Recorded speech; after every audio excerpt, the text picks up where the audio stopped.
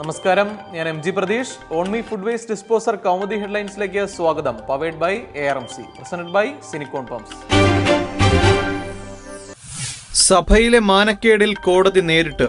നിയമസഭയിലെ അതിക്രമത്തിൽ ജമീല പ്രകാശം MLA നൽകിയ പരാതിയിൽ കോടതി നേരിട്ട് തെളിവെടുക്കും. ഈ മാസം 30-ന് നേരിട്ട് ഹാജരാകാൻ നിർദ്ദേശം. ബഡ്ജറ്റ് അവതരണത്തിനിടെ ശിവദാസൻ നായരും ഡൊമിനിക് പ്രസന്റേഷനും സ്ത്രീത്വത്തെ അപമാനിക്കാൻ ശ്രമിച്ചു. MLA-മാർ ശാരീരികമായും മാനസികമായും പ്രയാസപ്പെടുത്തിയെന്നും ജമീല പ്രകാശത്തിന്റെ പരാതി. കോടതിയെ സമീപിച്ചത് സ്പീക്കർക്കും DGPക്കും നൽകിയ പരാതിയിൽ നടപടി ഉണ്ടാകാത്തതിനാലെന്ന് ജമീല പ്രകാശം. മൊഴിയെടുക്കുന്നത് തിരുവനന്തപുരം 1-ാം ക്ലാസ് മജിസ്ട്രേറ്റ് കോടതി. കെ മാണിയുടെ ബഡ്ജറ്റ് അവതരണം തടയാനെത്തിയ പ്രതിപക്ഷവും ഭരണപക്ഷവും നിയമസഭയിൽ ഏറ്റുമുട്ടിയത് കഴിഞ്ഞ മാർച്ച് 13-ന്. തകർന്ന മണ്ണിൽ ദുരിത ജീവിതം. മണ്ണടിഞ്ഞ് ഒരാഴ്ച പിന്നിടുമ്പോൾ നേപ്പാൾ ദുരിതക്കയത്തിൽ. തകർന്ന അവശിഷ്ടങ്ങളിൽ ആരെങ്കിലും ജീവനോടെ ഉണ്ടാകാനുള്ള സാധ്യതയില്ലെന്ന് നേപ്പാൾ ആഭ്യന്തര മന്ത്രാലയം. നേപ്പാളിനെ ദുരിതത്തിലാക്കി പകർച്ചവ്യാധിയും പട്ടിണിയും. അടിസ്ഥാന സൗകര്യങ്ങളില്ലാതെ തെരുവിൽ കഴിയുന്നത് പതിനായിരങ്ങൾ. 10 ലക്ഷം കുട്ടികളെ ദുരന്തം ബാധിച്ചതായി യൂണിസെഫ്.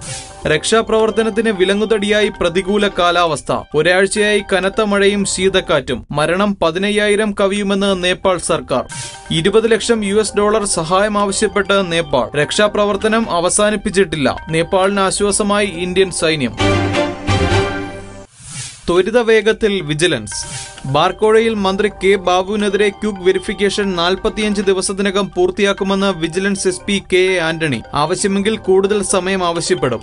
ബാബുവിനെതിരായ ആരോപണത്തിൽ ബിജു രമേശിൽ നിന്ന് വീണ്ടും മൊഴിയെടുക്കും. കൂടുതൽ സാക്ഷികളിൽ നിന്ന് മൊഴിയെടുക്കുന്നത് പരിഗണനയിൽ. ബിജു കോടതിയിൽ നൽകിയ മൊഴിയിൽ അന്വേഷണം അവസാന ഘട്ടത്തിൽ.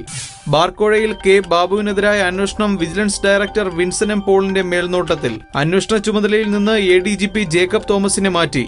ബാബുവിനെതിരെ പ്രത്യേക അന്വേഷണം വേണമെന്ന് തീരുമാനിച്ചത് കഴിഞ്ഞ ബുധനാഴ്ച. അന്വേഷണത്തിൽ നിന്ന് ജേക്കബ് തോമസ് മാറി നിൽക്കുന്നത് ബാബുവിന്റെ വകുപ്പിൽ നേരത്തെ പ്രവർത്തിച്ചതിനാൽ.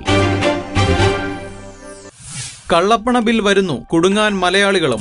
വിദേശ ബാങ്കുകളിലെ കള്ളപ്പണ പട്ടികയിൽ 7 മലയാളികൾ. ആദായ നികുതി വകുപ്പിന്റെ അന്വേഷണ പരിധിയിൽ ഇടം പിടിച്ചത് വ്യവസായികളും ഡോക്ടർമാരും. നിക്ഷേപം കണക്കിൽപ്പെടാത്ത 4,479 കോടി.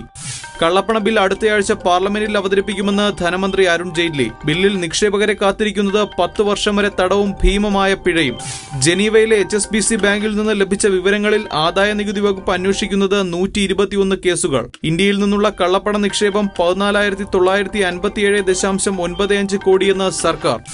HSBCയിൽ കള്ളപ്പണ നിക്ഷേപമുള്ള 1,195 ഇന്ത്യക്കാരുടെ പേരുകൾ പുറത്തുവന്നത് കഴിഞ്ഞ ഫെബ്രുവരിയിൽ. പട്ടികയിൽ മുകേഷ് അംബാനി ഉൾപ്പെടെയുള്ള വ്യവസായ പ്രമുഖർ. Onmi food waste disposer Kaumudi headlines powered by ARMC, presented by Sinicon pumps സമാപിക്കുന്നു. അടുത്ത ഹെഡ്ലൈൻസ് 1 മണിക്കൂറിന് ശേഷം. നമസ്കാരം.